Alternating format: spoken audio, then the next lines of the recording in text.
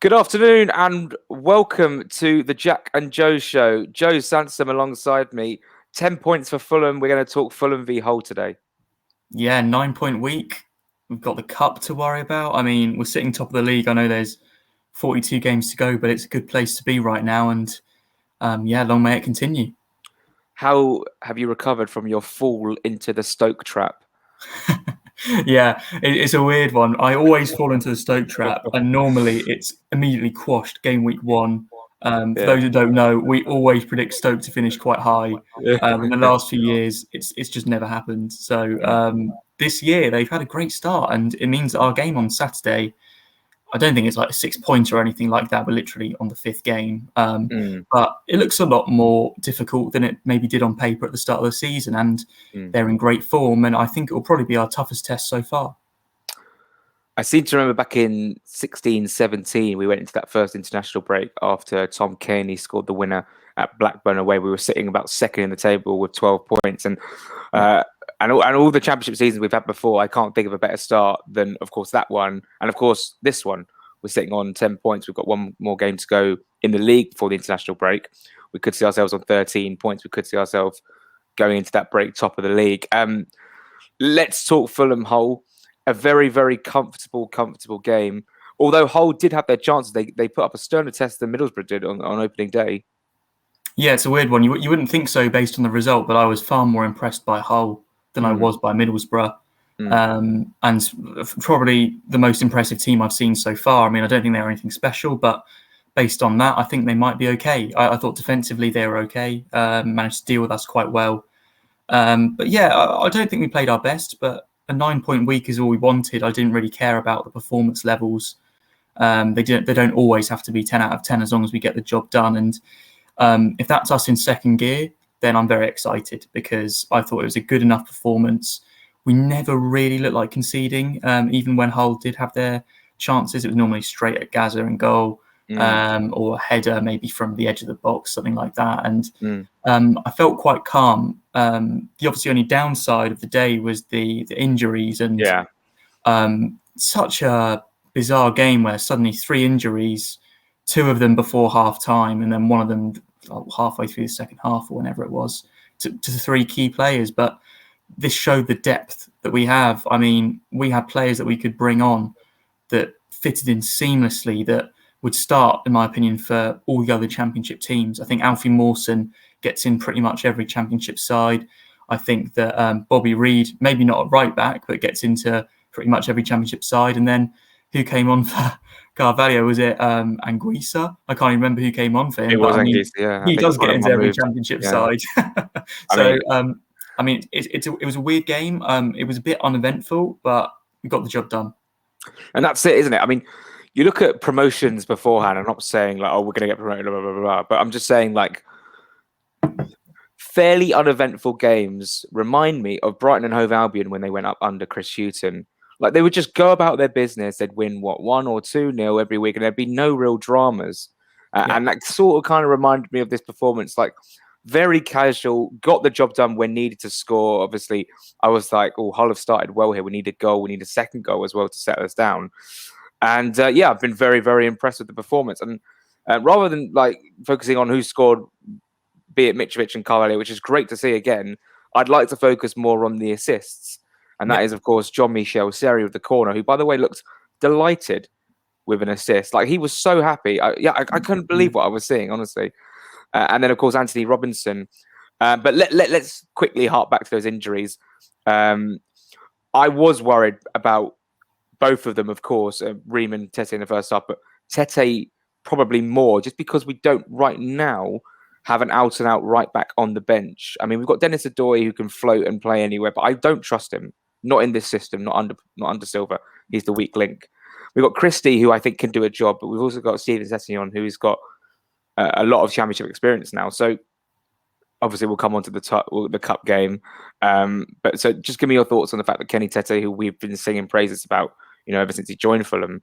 So he's going to be out for a while, which is a real shame. Yes, it's a massive shame. I mean, in terms of the position itself, it's one we're quite well stocked in. But in terms of the gap in quality, it's huge because Tete is far too good for this league, in my opinion. And Bobby Reed did a great job coming on there. He played obviously there in a 5 at the back last season in the Premier League against better players, but he had that assurance of having Aina inside of him. And I mean, it was a weird one because going forward, Bobby Reed offered just as much as Tete, if not more, because obviously he's a winger by trade. But defensively, I feel against better opposition, I'd be a bit wary because I feel like they would target that side over Robinson at the moment.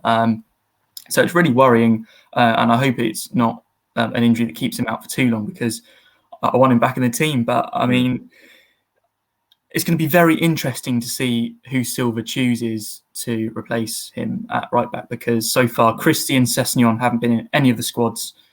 And Adoy was on the bench a couple of times, I believe, possibly even once. So it almost seems as if he's the next choice at right back. But I don't know what's going to happen. Would we even go in for another right back? Who knows? I mean, Steven Sessegnon, he's not been seen in much of the training videos. Don't know if he's still injured. Christie, we don't know what's going on. There was a rumour yesterday about him being up for sale and turning down a move to Nottingham Forest. And then Adoy is obviously out of contract at the end of the summer, next summer. So I don't know if we'll be trying to cash in now, see if we can get anything. But it's worrying. I was worried about Ream as well, but that doesn't seem as bad. Same with Carvalho. And I thought Mawson came on and did brilliantly. Yeah. And that's so encouraging to see. I mean, I'm like halfway. I'm like 20 minutes to go on the podcast at the moment. And, you know, they were talking about the fact that Jean-Michel Seri and Mawson, players who we didn't think that were going to feature for Fulham anymore, are now in the fold in this remarkable team. And it's so good to see Alfie Mawson. He's got his number that he wanted, number 26, for reasons, of course, because his hero John Terry won't go into that. But it's good to see that he's playing with a smile on his face. And his interview after the game with FFC TV, I don't know if you've watched it. It was great. Absolutely fantastic. Like, he was like, just saying like, oh, like I was always ready to come on, but it's never nice to see a player get injured. We've talked about keeping clean sheets. This is all the good things you want to hear. And honestly, this guy's got a heart of gold. And, you know, were we too early to criticise him after a failed couple of years at the club where he never really stabbed his authority? So let's come on to the corner of which Jean-Michel Seri took. And I actually thought when the ball went in, I was like, well, that's going to just be called back for a foul because I saw the whole player go down. Yeah. But I looked at it and I was like, oh my God, he's not given the foul. That's an incredible decision. I think Tosin steps across the man and I thought he just took him out. But Mitrovic that doesn't take away the fact that Mitrovic was given far too much space, not only for the goal, but for the whole game. And you can't give someone like Mitrovic that much space. But a good ball from Seri to pick him out. Yeah, great one, because the first corner he took on the other side was absolutely dreadful. And then he stepped up and put in a great corner. Just want to say, we had 10 men at that point as well, which makes Ream was off the pitch and Mawson hadn't. Mawson had come on. And I think that we were maybe waiting for the Tete sub, possibly. I think we had 10 men. I'm not sure. Did Tete happen at the same time as Ream? Because honestly, I had no idea what happened with Tete. Oh, you know what? I might have just read it and just believed it, to be honest with you. I can't remember. But either way, I don't understand why they're not marking Mitrovic. Surely, if you're going to mark anyone, you mark him. Yeah. Don't think the goal should have stood. I think it was a foul, but I'm not going to complain and harp on too much about it because great delivery, great header. And we've already scored 2 goals from set pieces. I mean, we've all been going on about Marco Silva needs to improve set pieces defensively, but attacking-wise, so far, he's got it spot on. It's fantastic to see, isn't it? It means that we can get excited when we get corners yet again. Of course, Anthony Knockout will come into the team and let us all down once he comes in. But let's talk about the wonderful goal that was the second goal. Anthony Robinson probably had one of his best Fulham games. Yeah. Well, especially this season. Last season he was good in the Premier League as well. But or you know, was he good? I think he was good for us. But anyway, great ball to pick out Fabio Carvalho, whose first touch looked a little bit dodgy, but he managed to get on the end of it and put it in under the keeper to the other side. It was a fantastically well taken goal. And just I want you to talk to me about the fact that Robinson now has really, you know, we've got 2 very good left backs, in Anthony Robinson and Joe Bryan, but it seems that Robinson's taken his chance by the scruff of the neck, and Manchester City, who of course were rumoured to want to sign him, and Wolves, like, you can understand why now. He's an absolute. Well, I always knew he was a good player, but Of course, AC Milan were interested in him when he was at Wigan, but this guy is fantastic. Oh, honestly, one of the best left backs in the Championship right now. Yeah, for sure. And I've got to be honest, I was a bit underwhelmed with his performance against Middlesbrough opening game, and I was thinking, oh, Joe Bryan's got a chance to get back in the team here if that continues. But it hasn't. Since then, against Huddersfield, he put in a top-class performance. Millwall, I remember saying to you the other day, I thought that was his best performance for the club. And then I think he beat it on Saturday. And that's now his 2 best performances for the club. Going forward, he was a menace in both games. He got the assist. Should have got another assist in the second half. Great cross to Mitrovic, and the header went wide. But his crossing seems to have improved. That's something that was a bit of a worry last season. Brian's delivery when he played was far, far superior. Maybe they've been working on it together. I mean, it was a great play for that second goal. And I got to say with Carvalho quickly, as soon as it went through to him, it's very strange. I've only seen this guy a few times in the flesh, and I was so confident he was going to score once I saw that he'd got it under control and he was through. Like, there was no doubt in my mind he was going to put it away, and he did. And that's already, I think, 3 goals, 1 assist, maybe 2 assists for him. I think it's 3 goals, 1 assist. Like 4 goal contributions in 4 games. That's it. That's it. The one, yeah. It's unbelievable. It's a great start to the season for him. And I'm just so glad to, again, the goals, even though they're being scored maybe by the same guys a couple of times in a row now, the assists and where their goals are coming from is everywhere on the pitch. That's so encouraging to see. And Marco Silva is just getting a tune out of everyone. And that's really it on the whole game. I don't think we need to touch on it even more. I think shout out to the likes of Josh Onoma, who again had a very, very solid game for Fulham. And Geese are coming on and doing more step overs. Bobby D. Cordova-Reid going into his right back position like he did last season under the man who shall not be named, or of course we'll come on to Bournemouth in a second. No, I think overall I'm very, very pleased with the progress that Fulham are making, and I'd still like to see the likes of Tyrese Francois, and of course, like we've got the game tomorrow night, and hopefully we can see him play some minutes. And it's just a shame about Tim Ream and Kenny Tete. I was really frustrated with the fact that Carvalho got injured as well, because I felt like he could have been brought off way earlier in the game. He's played so many minutes at such a young age in such a physical league, in such a physical opposition, that Joe finally on the whole game, it could have been taken off 10 minutes early and he would have been fine. Yeah, perhaps. I mean, I think the reason that he might have been kept on was because the game wasn't officially dead until we got that 3rd goal. And I think if we're going to be going for a 3rd goal, you want him on the pitch. But in hindsight now, yeah. But hopefully, I don't want to see him involved against Birmingham at all. Rest him up, get him ready for the Stoke game. Then we've got the international break. On to Stoke. On to Stoke. Let's briefly touch on the fact that Bournemouth dropped 2 points against Blackpool. Fantastic. What else? There was some standout results. Birmingham winning 5-0 at Luton was incredible. Sheffield United losing and West Brom winning as well. So what stood out for you in the Championship this weekend? I think the standout result for me was the Sheffield United loss, because until this point, I've been thinking, Sheffield United. I watched the West Brom game after we did the live stream last week, and I thought they looked terrible. But I also thought West Brom look very good at what they do, and that is making it so uncomfortable for you. And got quite lucky with some of the goals, I think. I don't actually think it was a 4-0 game, even though I thought Sheffield United looked very poor. And I was thinking, eventually it will click and they'll get their act together. And they're playing a Huddersfield side that a couple of weeks ago I thought were absolutely dreadful.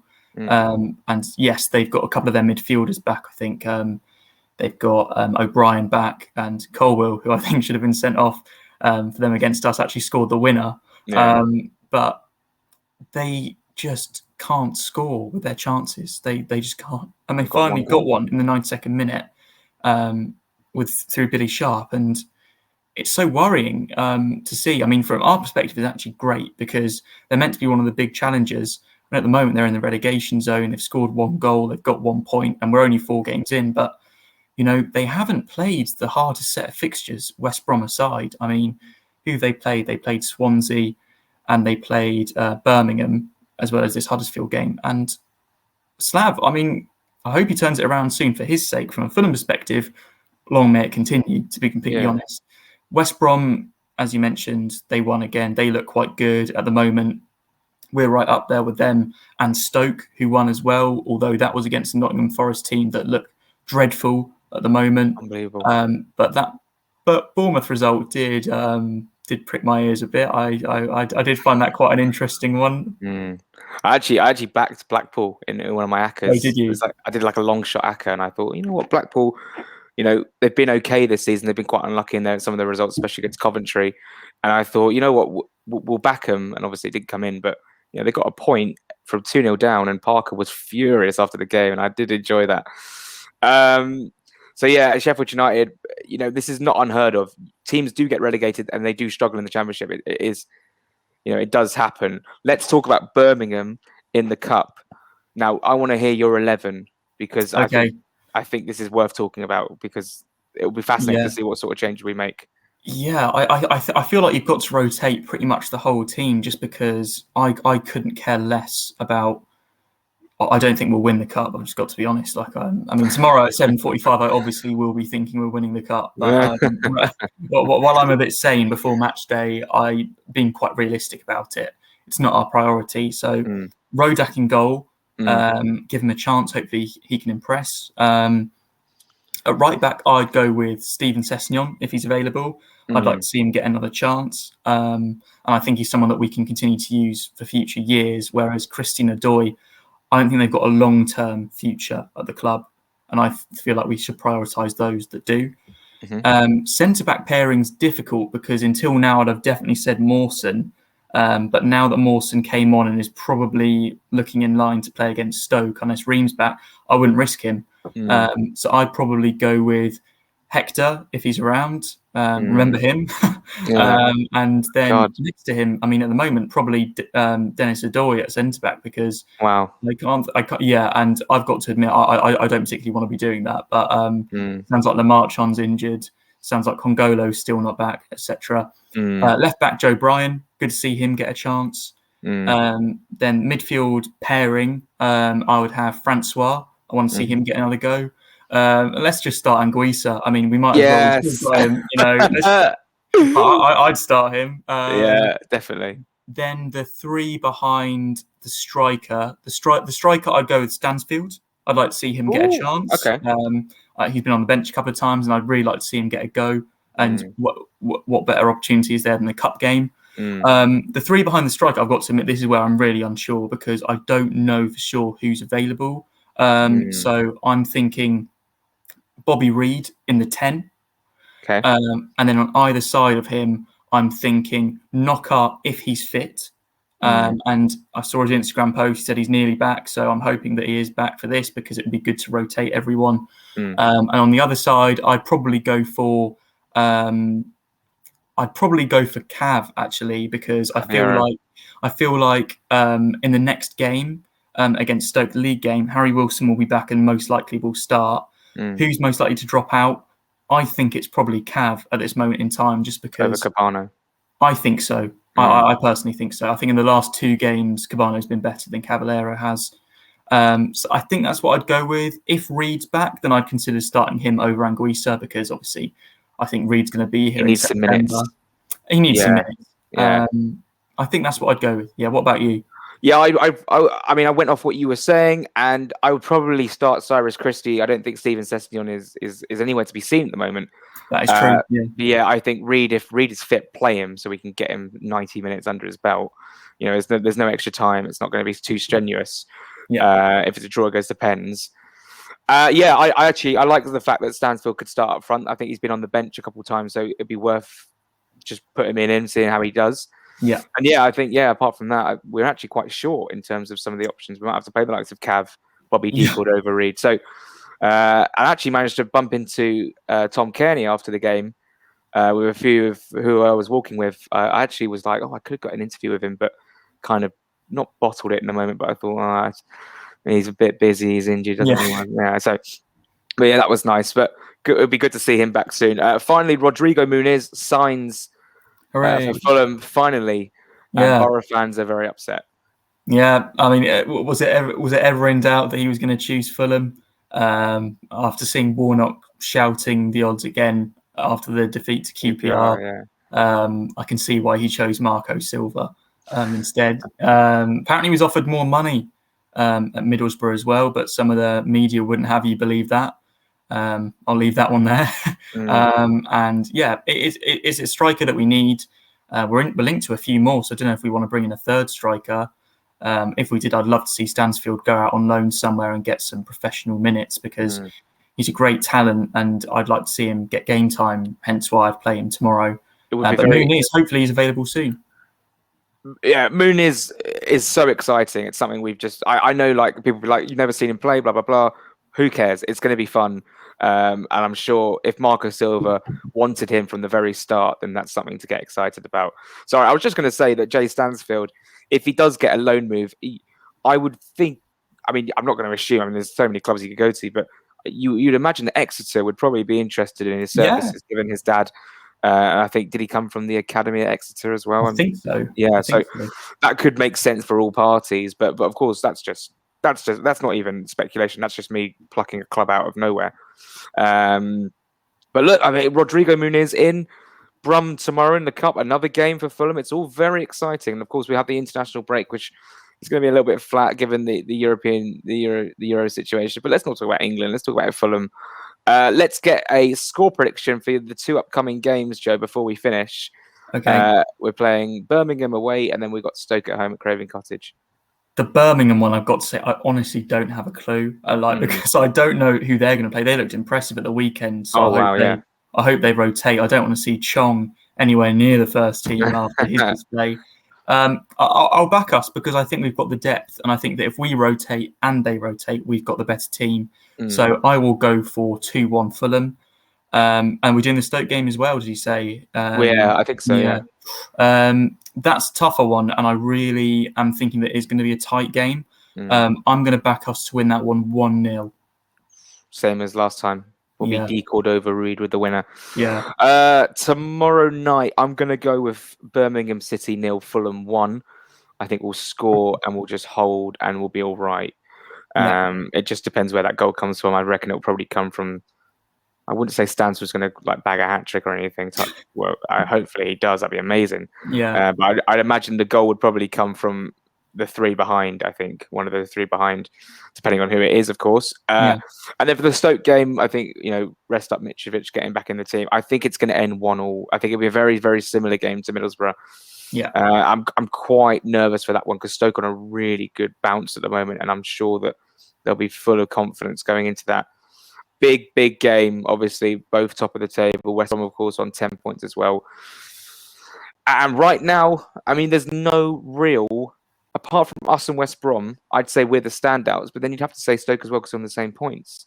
Yeah. I mean, it'd be unfair to say that they're not the standout. And I'd say like Birmingham after their 5-0 win, QPR coming back from 2 goals down. Even Huddersfield, who lost 5-1 to us and looked dreadful on 7 points, Joe. What do you think of that? Yeah, it's crazy. One thing I would say about Stoke, and I am nervous for this game. I think there'll be a good test for us. Is that with those fixtures, I'd expect them to be on those sort of points. They played Reading at home, Forest at home. Both teams looked poor. Birmingham away, they got a point, and then they went to Swansea and won. Yes. So I mean, I think we're their biggest test so far, and I think they're our biggest test so far. So I'm expecting a similar game to Middlesbrough as well, quite physical. But so far, we've dealt with those physical teams quite well, and we've managed to beat most of them. So I'm hoping we can do the same.